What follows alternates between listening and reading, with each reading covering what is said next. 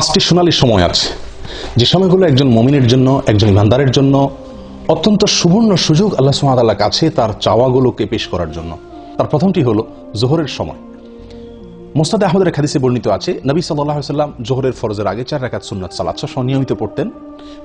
কোন সাহাবী তাকে প্রশ্ন করলেন, ইয়া রাসূলুল্লাহ, আমরা আপনাকে দেখি সবসময় আপনি সালাতটি নিয়মিত আদায় করেন, এই 4 রাকাত সালাত কখনো ছাড়েন না, এর হেতু কি, রহস্য কি? নবী সাল্লাল্লাহু আলাইহি ওয়াসাল্লাম তখন বললেন তাদেরকে যে, দেখো, যখন সূর্য মধ্য আকাশ থেকে, ঠিক আকাশের সেন্টার পয়েন্ট থেকে পশ্চিম দিকে ঢলে পড়ে, অর্থাৎ জোহরের সময় শুরু হয়, তখন আল্লাহ সুবহানাহু ওয়া তাআলা আসমানের সমস্ত দুয়ারসমূহ খুলে দেন, এবং সেগুলো আর তিনি বন্ধ করেন না জোহরের সালাত শেষ হওয়া পর্যন্ত।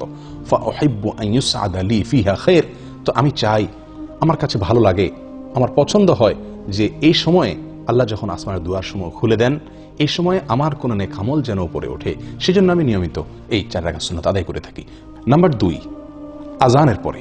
নবী সাল্লাল্লাহু আলাইহি ওয়াসাল্লাম থেকে বর্ণিত হয়েছে সহিহ তারগীব ওয়া তারহিবের ভিতরে এর হাদিস, তিনি ইরশাদ করেছেন, ইযা নুদিয়া বিস-সালাহ, যখন সালাতের জন্য আহ্বান করা হয়, আযান দেওয়া হয়, ফুতিহাত আবওয়াবুস সামা ওয়াস্তুজিবাদ দুআ, তখন আসমানের দুয়ারসমূহ খুলে দেওয়া হয় এবং বান্দার দোয়া কবুল করা হয়।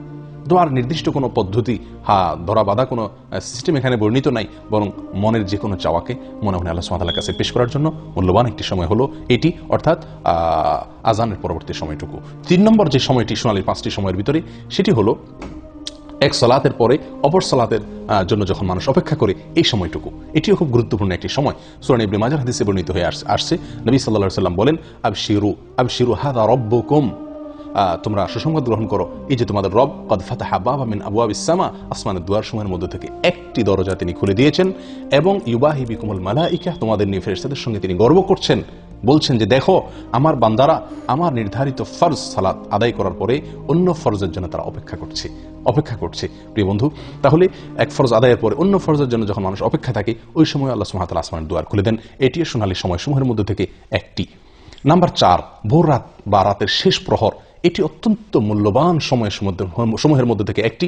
আল্লাহর কাছে বান্দার আরজি পেশ করার, আল্লাহর কাছে বান্দার চাওয়াগুলোকে উপস্থাপন করার, দোয়া করার অত্যন্ত মূল্যবান সময়, বলা যায় সবচেয়ে সেরা এবং শ্রেষ্ঠ সময়। নবী সাল্লাল্লাহু আলাইহি ওয়াসাল্লাম ইরশাদ করেছেন, এই সময় আল্লাহ সুবহানাহু ওয়া তাআলা আসমানের দুয়ারসমূহকে খুলে দেন এবং একজন ঘোষণা দিতে থাকে, আছে কি কোনো প্রার্থনাকারী যে চাইবে, প্রার্থনা করবে, আল্লাহ তাআলা তার প্রার্থনা মঞ্জুর করবেন? আছে কি কোনো বিপদগ্রস্ত যে ব্যক্তি বিপদে পড়ে আছে, সে আল্লাহর কাছে মুক্তি চাইবে, আল্লাহ তাআলা তাকে মুক্তি দান করবেন।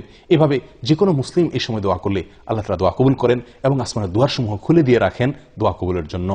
তবে 2 শ্রেণীর ব্যক্তিকে আল্লাহ তাআলা এই সময় তাদের দোয়া কবুল করেন না। তার ভিতরে হলো, এক ব্যক্তি হলেন যিনি পেশাদার ব্যভিচারিণী মহিলা, সে, আর দ্বিতীয়ত হলো যে লোক ব্যবসায়ীদের কাছ থেকে চাঁদাবাজি করে, ব্যবসায়ীদের কাছ থেকে চাঁদা আরোপ করে, অর্থ আত্মসাৎ করে, এই ব্যক্তি এবং পেশাদার ব্যভিচারিণী, এই 2 ব্যক্তি ছাড়া আল্লাহ সুবহানাহু ওয়া তাআলা তাদেরকে তওবা করার পরে তাদেরটাও আল্লাহ তাআলা মাফ করেন। এই 2 ব্যক্তি ছাড়া, এই 2 কাজে লিপ্ত থাকলে, সেই ব্যক্তিরা ছাড়া আর অন্য সবার দোয়াকে আল্লাহ তাআলা কবুল করেন এবং আসমানের দুয়ার আল্লাহ তাআলা খুলে দেন। সময়ত ভাই বন্ধুগণ, এরপরে 5 নম্বর সোনালী সময় যেটি, সেটি হলো একটি গুরুত্বপূর্ণ দোয়া, যেটিতে আল্লাহ তাআলার বড়ত্ব, আল্লাহ তাআলার প্রশংসা এবং আল্লাহ তাআলার পবিত্রতা বর্ণনা করা হয়ে থাকে।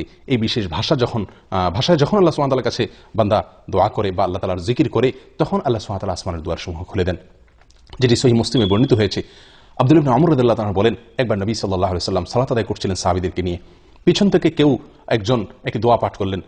দোয়াটি হলো এই, আল্লাহু আকবার কবীরা ওয়ালহামদুলিল্লাহি কাসীরা ওয়া সুবহানাল্লাহি বুকরাতাও ওয়া আসীলা, আল্লাহু আকবার কবীরা ওয়ালহামদুলিল্লাহি কাসীরা ওয়া সুবহানাল্লাহি বুকরাতাও ওয়া আসীলা। নবী সাল্লাল্লাহু আলাইহি ওয়াসাল্লাম সালাতের শেষে জিজ্ঞাসা করলেন, মানিল কায়েল, কোন ব্যক্তি এই দোয়াটি পাঠ করলেন? তখন যিনি পাঠ করেছিলেন তিনি বললেন, ইয়া রাসূলুল্লাহ, আমি পাঠ করেছি। নবী সাল্লাল্লাহু আলাইহি ওয়াসাল্লাম তখন বললেন, আমি আশ্চর্যান্বিত হয়ে গেছি, তোমার এই দোয়া পাঠের পর আল্লাহ সুবহানাহু ওয়া তাআলার পক্ষ থেকে আসমানের সমস্ত দুয়ারসমূহ খুলে দেওয়া হয়েছে, এটাকে অভ্যর্থনা জানানোর জন্য, এটাকে ইস্তেকবাল করার জন্য।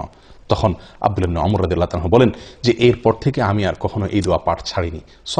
সালাতের বাইরে সবসময় দোয়া পাঠ করা যায়। আল্লাহু আকবার কবীরা ওয়ালহামদুলিল্লাহি কাসীরা ওয়া সুবহানাল্লাহি বুকরাতাও ওয়া আসীলা।